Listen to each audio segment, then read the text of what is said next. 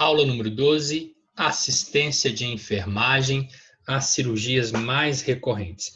Nessa aula número 12, o nosso objetivo principal é falar um pouco das principais cirurgias que acontecem na maioria dos blocos cirúrgicos que porventura vocês venham a trabalhar. Então, o objetivo aqui não é ficar aprofundando demais em técnica cirúrgica, até porque esse não é o objetivo enquanto equipe de enfermagem, mas é pontuar alguns os principais pontos sobre decúbito que o paciente deve ser colocado, que é uma responsabilidade da enfermagem, o tipo de monitorização que esse paciente será submetido, e como vocês já tiveram a matéria de paciente crítico, né, já ouviram falar, já estudaram sobre monitorização hemodinâmica invasiva, né, PIA-PVC. Então, nós vamos pontuando aqui algumas coisas, que tipo de monitorização que vai ser feita no paciente, qual que é o decúbito, qual que é o tipo de anestesia. Então, é uma aula bem dinâmica, é uma aula de informações bem pontuais para que vocês tenham, né, esse conhecimento. Reforço aqui que nós não vamos falar de técnica cirúrgica, porque técnica cirúrgica é algo inerente à profissão do cirurgião, ok? Então, vamos lá. A primeira cirurgia que nós vamos falar é sobre a craniotomia. Então, aqui, né, nós estudamos já na segunda etapa os sufixos, né, a terminologia cirúrgica. Então, crânio, crânio, né, de crânio mesmo, e tomia, abertura. Então, nós estamos aqui diante da abertura de um crânio, né? Qual que é o objetivo aqui? Nesse caso aqui foi uma, né, reversão de um acidente vascular encefálico hemorrágico, né? Então, foi feita essa craniotomia, abriu o crânio, a calota craniana do paciente para fazer a contenção desse quadro de hemorragia. Então, definição: consiste na abertura cirúrgica do crânio que permite o acesso às estruturas localizadas abaixo dos ossos. Então, vocês vão ver que nós vamos trabalhar muito em cima dessa questão. Definição, decúbito, tipo de monitorização que o paciente será submetido, né? Então, aqui os objetivos: remoção de um coágulo sanguíneo, remoção de um tumor, né? Interrupção de uma hemorragia, recorte ou reparação de um aneurisma, né? Drenagem de abscesso cerebral e outras coisas. Tipo de anestesia: anestesia será anestesia geral para esse paciente. Então, se anestesia geral, o paciente vai encontrar-se intubado. Então, aqui mais uma imagem mostrando, né? Aqui você já vê a questão do cérebro, né? O posicionamento, né? Face a posicionamento do couro cabeludo e face a abertura da calota craniana. Qual que é o decúbito? O paciente será posicionado de acordo com o local que ocorrerá a incisão. Então, vamos supor que o paciente tem um tumor na região occipital. Então, o decúbito desse paciente será o decúbito ventral, ventral. Se o paciente vai fazer uma abordagem em região frontal, já tem o paciente em decúbito dorsal, supina dorsal. Então, quando eu falo de uma craniotomia ou craniectomia, que será a próxima cirurgia aí, eu vou trabalhar muito dentro desse contexto, né? Onde precisa ser abordado, onde vai ocorrer a incisão. Como que vai ser a monitorização desse paciente? A monitorização de rotina consiste em eletrocardiograma, isso é para qualquer cirurgia, oximetria de pulso, capnografia, né, que verifica a quantidade de gás carbônico expirado, então o paciente está entubado, né? Pressão arterial invasiva, a PIA, né, matéria de paciente crítico 1, então esse paciente vai ter uma PIA, geralmente a PIA é funcionada na artéria radial, que é a primeira escolha. Pressão venosa central, né, que me fala da volemia do paciente, então PIA me fala da pressão arterial. Pressão venosa central me fala da volemia do paciente, se o paciente está hipervolêmico, se ele está normovolêmico, se ele está hipovolêmico. O débito urinário através da sonda vesical de demora e a temperatura. Então, é o básico, é o que nós vamos trabalhar, né, no decorrer dessa aula aí das principais cirurgias. Próxima cirurgia, craniectomia. Então, ectomia, retirada de uma parte da calota craniana. Muito comum quando o paciente tem aumento de pressão intracraniana. Vocês estudaram o PIC e também vocês ouviram falar disso aí. Consiste na retirada cirúrgica da parte da calota craniana que permite o acesso às estruturas localizadas abaixo dos ossos do crânio, né? Então, quando ela é realizada aí? Quando há necessidade de descompressão da cavidade craniana devido ao aumento da pressão intracraniana, PIC, né? Uma monitorização hemodinâmica invasiva que vocês estudarem paciente crítico 1. Então, geralmente, aquele paciente que está com trauma crânico-encefálico grave, um TCE grave, e ali está ocorrendo um aumento da pressão intracraniana, eles vão ali, retira a calota craniana, um fragmento da calota craniana, um pedaço do osso do crânio, vão implantar ele na cavidade abdominal, então faz uma mini laparotomia, pega aquele fragmento do osso e coloca ali, né, em contato com o peritônio, faz a sutura ali da cavidade abdominal, até que esse paciente restabeleça a pressão intracraniana, depois faz a cirurgia para recolocar o osso no local, tá? A anestesia é anestesia geral, o decúbito também é de acordo com o posicionamento, né, o local da incisão. E a monitorização da craniectomia é a mesma monitorização utilizada para craniotomia, ok? Próxima cirurgia, tireoidectomia. Então, a ectomia, retirada da tireoide. Então, a tireoide, geralmente, ela é retirada quando o paciente tem alguma situação, né, de câncer, alguma coisa nesse sentido, né? Então, a tireoide é uma glândula em forma de borboleta, com 2 lobos, que fica localizada na parte anterior do pescoço, logo abaixo da região conhecida como pomo de Adão, né? Então, isso aqui é só uma pequena revisão da anatomia. Função, né? Produzir os hormônios tireoidanos na corrente sanguínea, T3, T4, né? Que eles vão ajudar no controle de várias funções do nosso corpo, né? Como foi estudado lá dentro da matéria de médica, dentro da matéria de anatomia, né? Então, hipertireoidismo, hipotireoidismo. Então, aqui mostrando, né, a questão da tireoide. É a remoção terapêutica, né, parcial total da tireoide e punção. Exame padrão que realiza para conhecer o tipo de célula que consiste no nódulo, né? Então, indicações bócios, né, tóxicos, atóxicos, tumores benignos ou malignos, né, que estiver comprometendo o paciente de alguma forma. O decúbito para a cirurgia, decúbito dorsal supina, anestesia geral. A monitorização, né? A monitorização ela vai estar muito de acordo com a gravidade né, a asa do paciente. É um paciente asa 1, é um paciente asa 2, asa 3, então é um paciente que tem outras comorbidades, mas geralmente nesse tipo de cirurgia não há uma necessidade assim implícita de, por exemplo, funcionar uma pia, funcionar um acesso venoso central.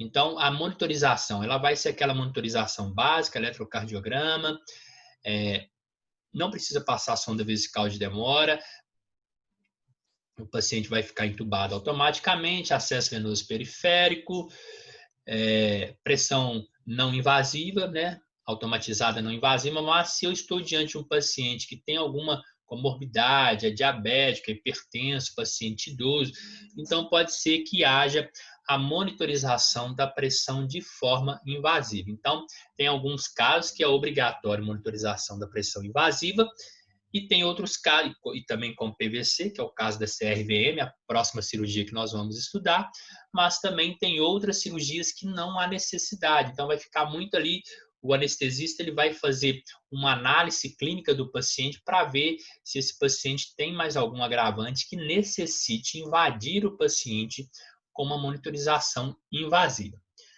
Próxima cirurgia, cirurgia de revascularização do miocárdio, famosa CRVM, conhecida popularmente como ponte de safena, né?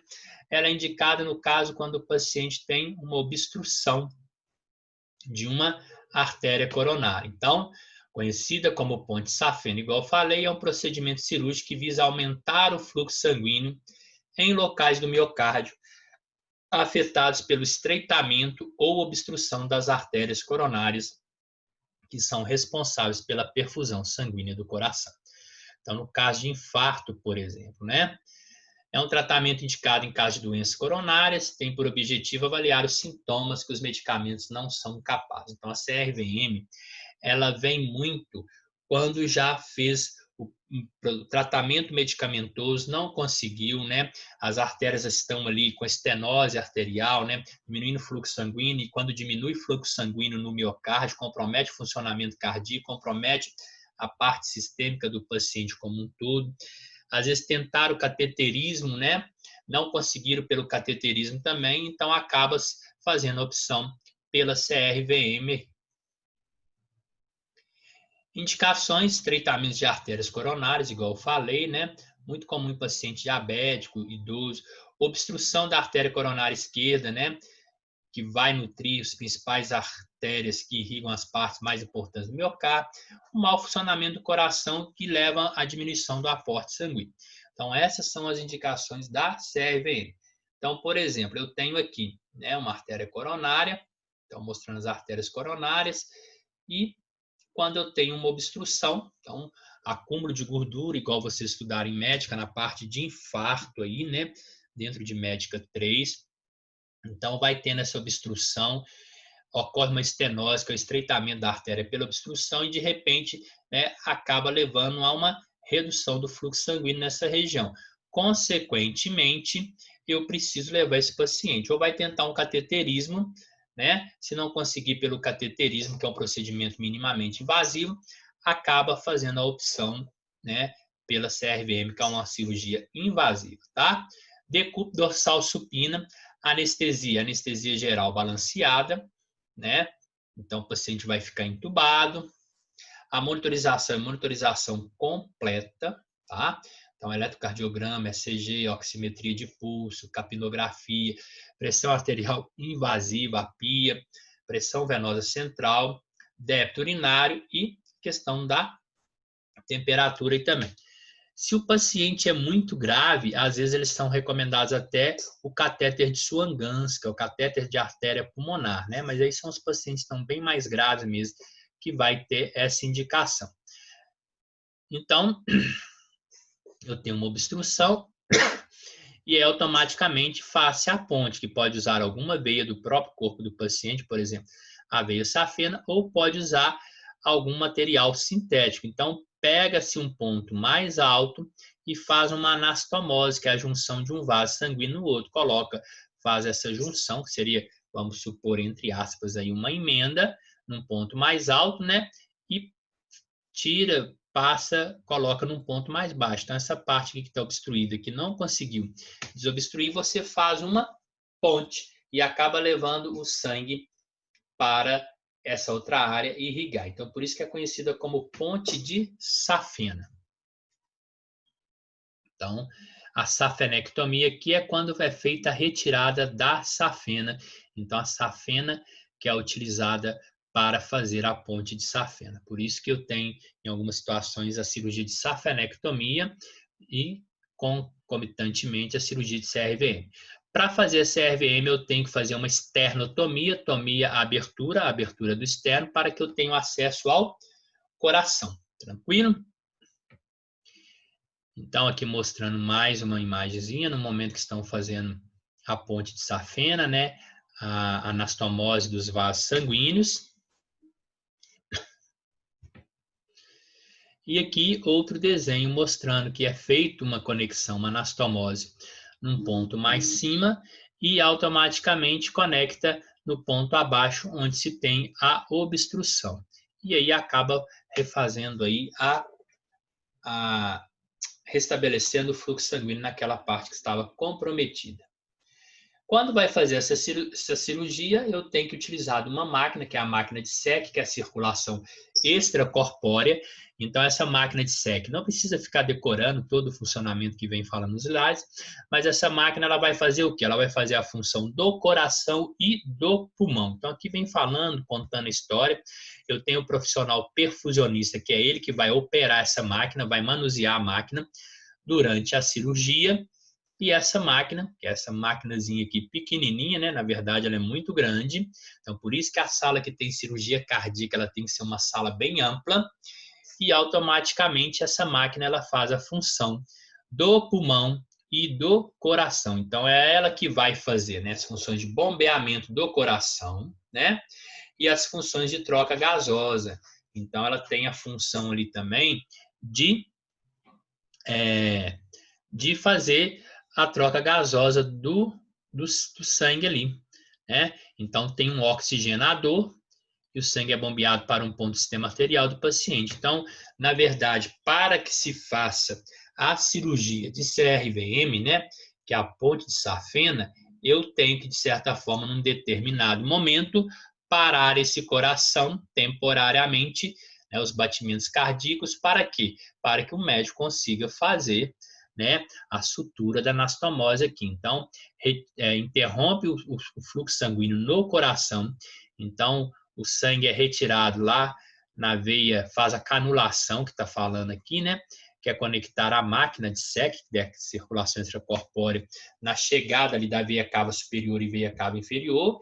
Então, assim, na chegada ali no átrio direito, esse sangue já é direcionado para a máquina de SEC. E depois, esse sangue passa pela máquina toda, por todo o circuito, né? Por todo o circuito. Então, aqui, ó, sai do átrio direito, não chega nem a entrar no coração, então ele vai ser feito uma canulação ali em veia cava superior e veia cava inferior, traz para dentro da máquina de SEC, passa pelo oxigenador, esse sangue é bombeado novamente e retorna ali no arco da aorta, tá? Então, durante o momento que está sendo feitas as anastomoses para fazer a ponte de safena, o coração ele tem que ficar parado, senão o médico não consegue fazer a sutura de forma correta. Então, o sucesso da cirurgia está relacionado ao tempo de SEC. O que é o tempo de SEC? É o tempo que o coração ficou parado e que a função de bombeamento e de oxigenação do sangue ele foi feito pela máquina de circulação extracorpórea. Então, mais um desenho esquemático aqui, mostrando o correto funcionamento disso aí, ok? Então, aqui só mostrando, né, que esse sangue ele é captado ali, então, ele vai passar por todo o processo aqui e retorna ao coração. Então, ele é retirado, né, sangue rico em gás carbônico, passa pelo oxigenador, ele é todo bombeado. Então, é só para vocês entenderem que numa cirurgia cardíaca, né, que tem uma ponte safena, um transplante cardíaco, é utilizado a máquina de circulação extracorpórea. Próxima cirurgia, laparotomia, né? Falamos tanto nesse termo aí lá na segunda etapa, tomia, abertura da parede abdominal. Então, a cirurgia é muito comum de acontecer, né? Aqui, quando tem tudo aberto, ela também é conhecida vulgarmente como cirurgia a céu aberto. E nós vamos falar um pouquinho, né? Então, a abertura é feita através da parede abdominal para dentro da cavidade peritoneal, indicada em caso de abdômen agudo, apendicectomia, colestectomia e várias outras, obstrução intestinal. Então, são várias as indicações de se realizar uma laparotomia. O tipo de anestesia é anestesia geral, o decúbito é dorsal supino. A monitorização desse paciente, né? Aqui nós temos uma foto de uma laparotomia, então, cavidade abdominal toda aberta aqui, você vê alças intestinais, então, exploração de um tumor. Então, a monitorização desse paciente. Vai ter PIA? Vai ser monitorizada a PIA? Vai ser monitorizado PVC? Isso é muito relativo, depende da extensão da cirurgia, depende do tipo de paciente, da idade do paciente. Por exemplo, a apendicectomia, não tem necessidade de monitorizar PIA e PVC. Mas vamos supor uma cirurgia extensa e uma retirada de um tumor, uma gastrectomia, uma cirurgia que tem a probabilidade de uma perda volêmica muito grande, então acaba sendo uma cirurgia de grande porte, né, que tem que ter reserva de sangue e outras coisas mais, e que pode ter uma labilidade pressórica, ou seja, a pressão arterial do paciente alterar muito, aí sim vai monitorizar uma PIA, dependendo da idade do paciente, faz a monitorização de uma PVC. Depende também a gravidade do paciente. Então, nessas cirurgias aqui, vai ser aquela questão. Qual que é a necessidade real de invadir o paciente nessas monitorizações aí? Laparoscopia. Escopia, visualização, láparo, parede abdominal. Então, é uma conduta fundamentada na técnicas de cirurgia abdominal para acesso mínimo. O que é acesso mínimo? Pequenos cortes, introduz ali, né, a câmara, introduz ali as pinças para fazer uma cirurgia minimamente invasiva. Então, a recuperação ela é muito maior do que quando eu faço uma cirurgia mais invasiva, como uma laparotomia. Então, a recuperação é melhor, a questão de dor é muito menor. A anestesia é a anestesia geral, o decúbito é o decúbito dorsal supina, tá? A monitorização é aquela monitorização básica, eletrocardiograma, saturação de oxigênio, se anestesia geral o paciente entubado. A questão de monitorização da pressão arterial vai estar relacionado à gravidade do paciente, à clínica do paciente, alguma particularidade. Não necessariamente vai ser monitorizado através de uma pia, ok? Então, aqui o material para laparoscopia, né, os trocáter, as pinças, as câmeras, né, as óticas para melhor visualização. E aqui eu tenho, né, uma imagem de uma laparoscopia. Então, aqui já é uma foto mesmo. Então, aqui as pinças, né, os trocáter, a ótica. Então, lembrando que é injetado gás carbônico na cavidade abdominal do paciente. Por isso, para distender o abdômen do paciente e melhorar a visualização para a equipe cirúrgica.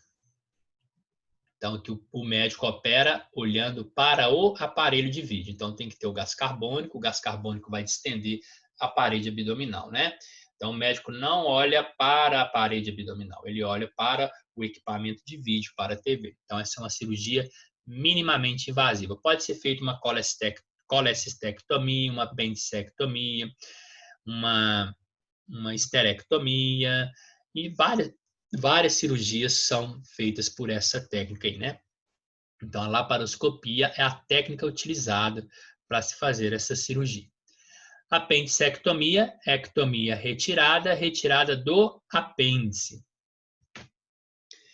Então, é um procedimento realizado para retirar um apêndice inflamado. Então, o paciente tem ali uma apendicite, então é uma cirurgia de urgência, se o apêndice ainda tiver sem ter rompido, né? Agora, se o apêndice já rompeu, a cirurgia acaba sendo de emergência, né?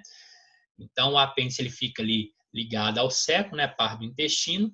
Então, através de uma incisão separando as fibras musculares no quadrante inferior direito, né, o ponto de McBurney, é conhecido aí muito dentro da medicina. O que é a função do apêndice? Produzir uma pequena quantidade de linfócitos, né, que são células de defesa. Então, retirar o apêndice não faz tanta diferença, porque eu tenho outras células do meu sistema imunológico que também produzem células de defesa, ok? Então, aqui o apêndice, aqui embaixo. Então, a apendicectomia pode ser feita pela técnica de laparotomia ou pela técnica de laparoscopia. Então, por exemplo, uma videolaparoscopia para uma apendicectomia. Então, é indicada quando ocorre inflamação, igual eu estava falando, do apêndice, o apendicite, devido à entrada de fecalitos dentro do apêndice vermiforme, né? A cirurgia pode ser classificada como urgência se o apêndice está íntegro ou de emergência se o apêndice está roto. Anestesia geral, decúbito dorsal supina.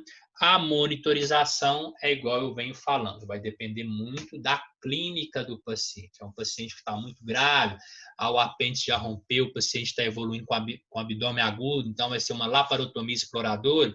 Então, é melhor monitorizar invasivamente para dar uma segurança maior, tanto para o anestesista, para a equipe cirúrgica e também para o paciente. Então, por vídeo cirurgia, então, que eu estava falando, apendicectomia por vídeo, né? Então, ela reduz o tempo de dor, reduz a dor, reduz o tempo de internação. E a laparotomia também, né? Por mini laparotomia direita, ali na fossa ilíaca, faz um pequeno cortezinho, né? E também é indicada quando a ruptura do apêndice ocorreu há mais de 6 horas. Então, aqui mostrando mais uma vez, né? Então, um pequeno cortezinho, ou mesmo, né, só 3 cortezinhos se for feita por vídeo. O antes, né, com o apêndice aqui e o depois. Então, retirar o apêndice não vai fazer diferença nenhuma, né, na vida da pessoa aí. Próxima cirurgia, colecistectomia. Ectomia, retirada, cole, né, vesícula biliar. Então, é a retirada da vesícula biliar, que pode ser feito por laparotomia ou pode ser feito por videolaparoscopia, né? Consiste na retirada da vesícula biliar, sendo o método mais comum para se tratar a colelitíase. Colelitíase é o cálculo biliar, né? Famosa pedra na vesícula, né? Só que nós vamos usar o termo técnico, colelitíase, né? Tratamento, igual eu falei, pode ser por videolaparoscopia ou por laparotomia. Anestesia geral, decúbito dorsal supina, né? A monitorização ela vai seguir aquele mesmo padrão que eu venho falando. É obrigatório o ECG, é obrigatório oximetria de pulso, pressão arterial não invasiva, é obrigatório, né? No mínimo não invasiva, mas se for um paciente grave, né? Às vezes opta, né? Faz a opção aí por uma PIA, né? Qual que é a função, né? A vesícula biliar é um órgão em forma de pera, né? Relembrando aqui a anatomia, a função dela é coletar a bile produzida no fígado e concentrá-la, né? Então, quando a pessoa se alimenta e tem com um alimento muito gorduroso, acaba que a vesícula biliar, né, libera a bile ali no intestino delgado para fazer a quebra da gordura, tá? Então, a colelitíase são os cálculos constituídos basicamente de sais de cálcio e outros cristais que vai formando ali, né? É uma cirurgia eletiva necessária, né? E ela tem-se um risco, né? Ela poderia virar uma cirurgia de urgência? Poderia, caso algum cálculo desse migre e obstrua o ducto pancreático aqui. Então, o grande problema quando a pessoa tem, né, o cálculo biliar ali é se um cálculo tiver pequeno demais e ele migrar a ponto de obstruir o cálculo, obstruir a, o ducto pancreático, que aí o paciente pode evoluir com uma pancreatite, né? Então, um aumento, uma inflamação no pâncreas, lembrando, o pâncreas ele é responsável por produzir a insulina, então, automaticamente, se o paciente tem uma pancreatite, ele vai ter um déficit de produção de insulina e, consequentemente, esse paciente pode evoluir com picos hiperglicêmicos aí, tá? Então, o grande risco quando não se opera é isso. Então, é uma cirurgia eletiva necessária. Por quê? Porque tem-se o risco, né, de um cálculo migrar e obstruir aí o ducto pancreático. Hemorroidectomia, né? Retirada das hemorroidas. Então, automaticamente, hemorroidectomia é uma cirurgia que aí já muda o tipo de anestesia. Por quê? Porque a anestesia aqui ela vai ser raquianestesia e o paciente pode ficar em decúbito ventral ou prona, decúbito de Kresge e decúbito ginecológico, tá? Então, ficar atento aí que é 3 possibilidades de decúbito. Então, é a remoção cirúrgica de varizes hemorroidárias do reto ou ânus, procedimento eletivo, geralmente indicado quando o tratamento clínico não é eficaz. Quais são os fatores de risco, né? Obesidade, gestação, dieta pobre em fibra, né? Constipação intestinal crônica, então a dieta pobre em fibra, né? Pouca ingestão de líquido já gera automaticamente uma constipação intestinal crônica. Em alguns casos, herança hereditária aí. Então, aqui mostrando o desenho mostrando as hemorroidas. E as fotos aqui, né? Os tipos de hemorroidas que podem se apresentar aí, o paciente pode apresentar, tá? E aí tem a técnica, né? Coloca um anilho. Então, igual eu falei com vocês, nosso objetivo não é aprofundar muito em técnica, é falar aquilo que seria, né, a ação básica da enfermagem, decúbito, tipo de anestesia, até para que a gente pense como seria a recuperação desse paciente no pós-operatório. Então, aqui é colocado esse dispositivo após o paciente estar anestesiado, ele é chamado anoscópio de Pitanga Santos, né, que foi um médico que construiu. Então, depois que anestesia o paciente, introduz esse dispositivo no reto e faz uma dilatação para que o médico visualize melhor a hemorroida. Cuidados pré-operatórios, lavagem intestinal associada a laxantes, né? Cortar os pelos da região perianal, higiene rigorosa substituindo o papel higiênico por água e sabão, anestesia, raquianestesia, e aqui os 3 decúbitos possíveis, ventral prona, litotomia ginecológico, canivete ou Kresge. Cuidado pós-operatório. No final dessa cirurgia, o paciente ele é colocado um tampão anal e esse tampão vai ficar durante 24 horas. Então, o paciente ele vai ficar também no pós-operatório no decúbito ventral ou lateral, porque geralmente ele não tolera bem o decúbito dorsal, tá? Use compressas de gelo para reduzir o edema e reduzir a dor no local. Utilizar peças íntimas de algodão. Quando o paciente for utilizar o banheiro, orientar para que ele não tranque o banheiro quando da tentativa de evacuação, porque ao fazer força para evacuar, ele pode romper um ponto ali, começar a sangrar e ter um desmaio, né? Se o intestino estiver muito preso, né, muito constipado, ele vai usar um supositório de glicerina para reduzir o desconforto da evacuação, ou mesmo laxante. E a dieta na pós-alta deve evitar bebidas alcoólicas e gaseificadas, né? Coisas que realmente vai complicar a situação da hemorroida, né? Nefrectomia, né? Ectomia, retirada do rim, que pode ser total ou parcial. Então, consiste na retirada dos rins, que pode ser total ou parcial, igual você estava falando. Está indicado nos casos de câncer ou de transplante renal entre vivos, né? A cirurgia pode ser aberta ou por videolaparoscopia, né? Anestesia geral, decúbito lateral ou símis, né? E aí o decúbito, eu tenho decúbito lateral esquerdo e direito.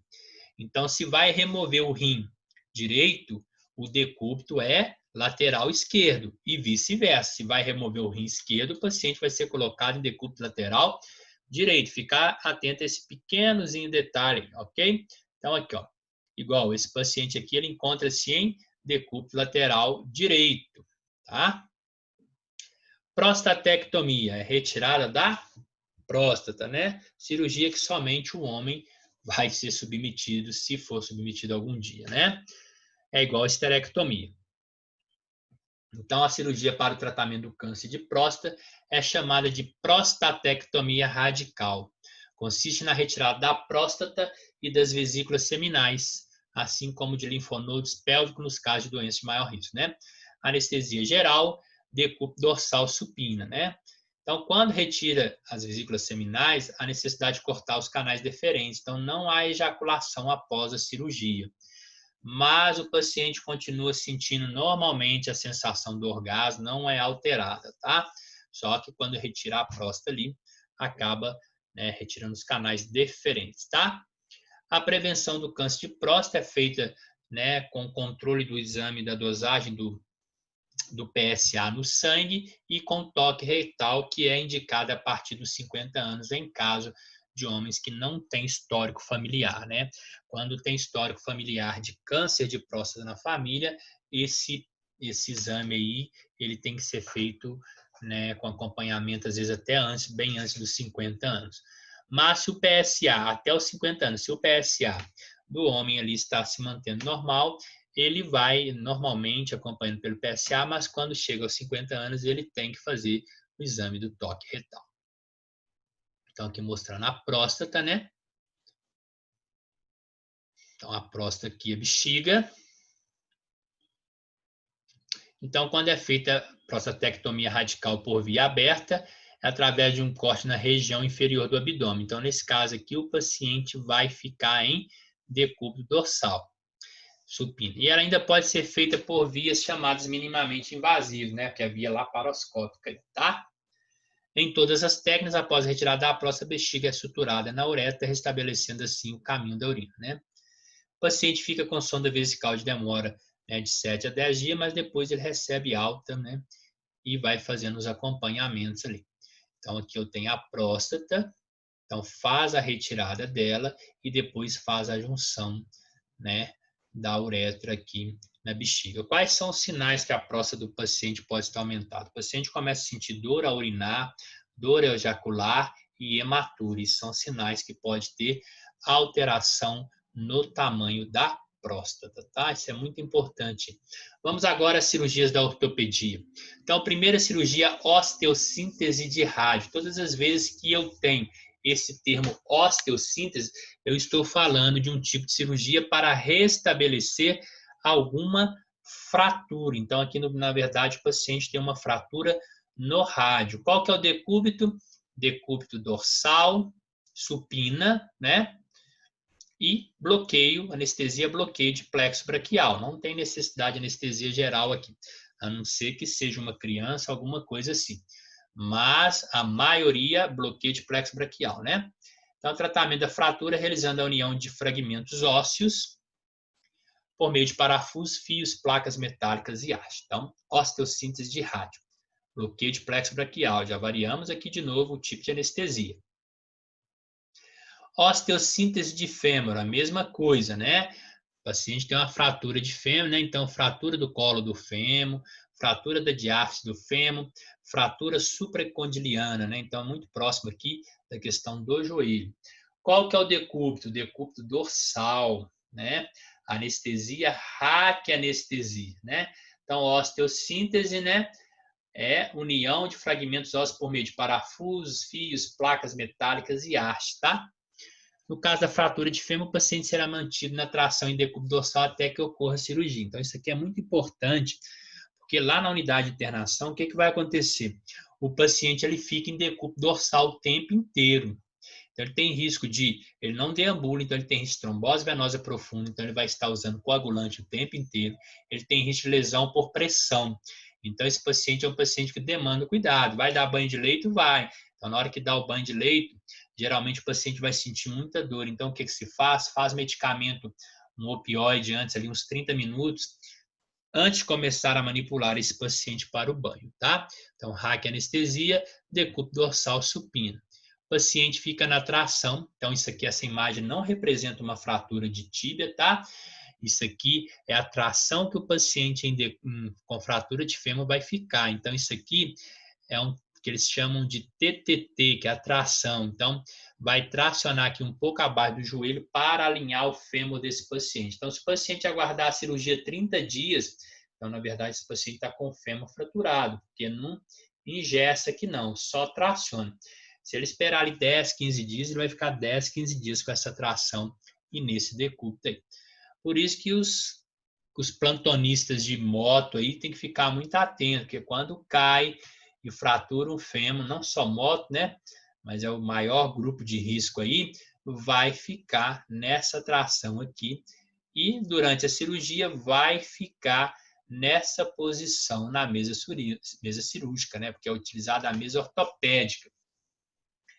Então, o fêmur, a perna do paciente fica suspensa porque vai entrar com o arco cirúrgico aqui, ó, com intensificador de imagem. À medida que o médico vai progredindo a haste, ele vai fazendo, pedindo o técnico de raio-x para fazer imagens de raio-x, né, sequenciadas. Um grande problema que pode acontecer com o paciente, porque quando o médico está pegando aqui, manipulando a perna para a haste passar, a região genital, ela vai, de certa forma, né, encostando nesse dispositivo aqui que é para o paciente não cair. Então, já encontrei, quando eu trabalhava no hospital, já encontrei paciente do sexo feminino com edema de vulva, paciente do sexo masculino com laceração de bolsa escrotal, porque foram cirurgias extremamente complicadas. Então, é uma cirurgia que o paciente fica nesse decúbito aí, é um pouco complicada essa situação aí. A fixação, né, com placa, né? Então aqui foi feita uma fixação com placa e haste externa, né? Então a fratura de fêmur aqui o antes e o depois, mas também eu tenho a fixação com haste interna aqui, ó. Então passa pelo canal medular. Então usa-se uma furadeira, né, com uma broca mais ou menos do tamanho dessa haste para abrir o canal da medula para conseguir migrar com a haste aí, ok?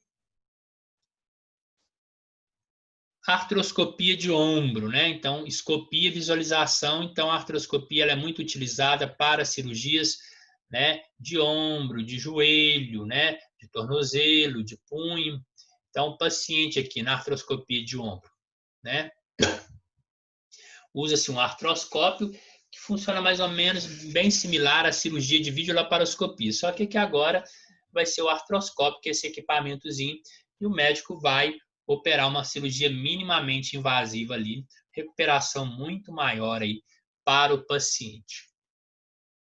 Então, o decúbito é Fowler, tá? Artroscopia de ombro e anestesia geral. Professor, não pode bloqueio? Não, não pode bloqueio, porque o bloqueio não é suficiente. Então, artroscopia de ombro, anestesia geral. Artroplastia de quadril, né? E aí, plastia plástica, né? Que aí pode ser uma prótese parcial, por exemplo, o paciente tem uma fratura de colo de fêmur, então troca só a cabeça do fêmur aqui. Ou ele teve uma fratura e aí também a outra parte aqui do quadril não suporta, então troca tudo. É uma cirurgia, né? Então, mostrando os ossos do quadril aqui, o acetábulo, então às vezes a paciente tem uma fratura de acetábulo. Então, vai e coloca a prótese completa aqui, ó, fratura de acetábulo com fratura de cabeça de fêmur. Então, coloca-se a prótese total. É um procedimento cirúrgico para o tratamento de problemas não só de fratura, né, de articulação, sejam coxofemoral, sejam degenerativos, inflamatórios, não. Então, artrose, que vocês devem ter estudado em médica já, tá? Ou traumático no caso de fraturas. E o procedimento visa a substituição total ou parcial da estrutura óssea. Então, melhorar ali a movimentação, reduzir a dor para que o paciente, ao final da cirurgia, ele esteja bem mais recuperado. Então, ó, reduz a dor para a maior parte dos pacientes, reduz a rigidez com movimentos próximos ao normal, aumenta a capacidade e a distância de marcha do paciente, melhora a capacidade em realizar as atividades diárias. Então, aquele paciente sente muito dor, que não consegue deambular após a cirurgia, ele tem uma melhora bem significativa aí, né, com benefícios bem bacanas aí pós-cirúrgico. A metodologia do tratamento, né, é mais substituir, né, aquele osso quebrado por uma prótese, né? E eu posso ter a prótese cimentada ou a prótese não cimentada, né? O cimento aí que eles falam é um cimento ortopédico, né? Então, esse cimento é quando o osso, ali, pela artrose, ele já está bem danificado, não sendo possível aproveitar. Então, eles acabam fazendo, pegando a prótese e cimentando no osso. Então, é um cimento ortopédico aí, é um cimento estéreo, feito justamente para isso. A anestesia é a raquianestesia. Lembrando que todas essas cirurgias ortopédicas, dependendo do tipo de anestesista, do tipo de cirurgião, pode ser associado à sedação. Então, a sedação é um medicamento que faz para que o paciente durma durante a cirurgia. Até porque, na cirurgia ortopédica, o ruído é muito grande, é furadeira, é martelo, né? Às vezes é serra pneumática, então isso acaba deixando o paciente muito ansioso, e a ansiedade leva a taquicardia leva a aumento da pressão arterial. Então, em boa parte, na maioria das cirurgias ortopédicas, acaba associando uma sedação. Então, anestesia raquianestesia, decúbito lateral ou CINS, né? Então, ó, cirurgia artroscopia de ombro, né? Desculpa, osteossíntese de fêmur e artroplastia de quadril são cirurgias de grande porte, precisam aí de reserva de sangue, tá? Então, aqui mostrando antes, né? Com artrose e depois a prótese total de quadril. Então, o paciente para de sentir dor, a mobilidade dele melhora bastante após a cirurgia. A artrodese de coluna, né, é um procedimento quando o paciente tem alguma fratura de coluna. Então, consiste na fusão óssea intencional de uma articulação, o que significa que após a cirurgia não haverá mais mobilidade dessa articulação. Pode ser realizada em qualquer articulação do corpo, mas o mais comum é realmente na coluna vertebral, tá? Indicações: estabilidade, segmentos da coluna, fraturas da coluna ou situações que haja necessidade de remoção de todo o disco vertebral, né? Então, paciente que tem hérnia de disco aí. Anestesia geral, decúbito ventral prona, se for abordagem de coluna posterior aí, né? Que é o mais comum de se acontecer. Então, aqui eu tenho uma fratura da coluna e aqui o posicionamento do paciente, né? O paciente nessa cirurgia, como é anestesia geral, ele vai ser entubado. Só que o paciente, ele é entubado em decúbito dorsal. Então, a intubação ocorre em decúbito dorsal, feito na maca. Depois vai virar esse paciente para a mesa cirúrgica. Então, a indução anestésica, ela acontece em decúbito dorsal. Guardem isso aí, ó. Indução anestésica acontece em decúbito dorsal. E depois vira-se, com toda a presença da equipe de enfermagem, anestesistas, cirurgiões, vai virar o paciente e colocar ele nessa posição, que é a posição ventral prona, para realizar a cirurgia, se a abordagem for posterior, que a maioria dos casos a abordagem é posterior. Então, aqui o material utilizado, né, as placas, os parafusos, E o arco cirúrgico ele é muito utilizado nas cirurgias ortopédicas, né? Porque ele me permite fazer um raio-x em tempo instantâneo. E aqui o procedimento cirúrgico ao final e o raio-x de cobrança. Então, nós finalizamos aqui. Vocês viram, foi uma aula bem dinâmica, bem rápida, porque a gente não tinha objetivo de falar de técnica cirúrgica. Técnica cirúrgica é com a equipe cirúrgica. Uma coisa importante aqui, sempre que for realizar cirurgias, que você for trabalhar em cirurgias que sejam ortopédicas, que usa material de órtese, prótese, pino, parafuso, placa, haste, tem que ter um raio-x de cobrança ao final da cirurgia. Sem esse raio-x de cobrança, o convênio não paga. E lembrando que o SUS é um convênio público, o auditor do SUS vai lá todo mês no hospital para verificar o que foi feito, que o hospital manda uma conta para o SUS vai pagar, mas o auditor vai lá, foi feita uma artrodese de coluna, então cadê o raio-x de cobrança? Como é que vocês me comprovam, por exemplo, nesse raio-x aqui, que foram postos 4 parafusos, né? Então, 1, 2, 3, 4 e 2 hastes. Então, isso é muito importante que o técnico de enfermagem fique atento para cobrar, né, da equipe cirúrgica, porque o pessoal termina a cirurgia, joga pozinho ninja e desaparece. Muitas vezes os residentes costumam carregar o raio-x de cobrança para fazer a apresentação de caso nas reuniões clínicas dele. Então, a equipe de enfermagem tem que ficar muito atento para organizar o prontuário de forma a estar tudo ali de forma, né, bem organizadinha para caso no momento de fechamento da conta. Muito obrigado, finalizamos a nossa aula aqui. Até uma próxima aula.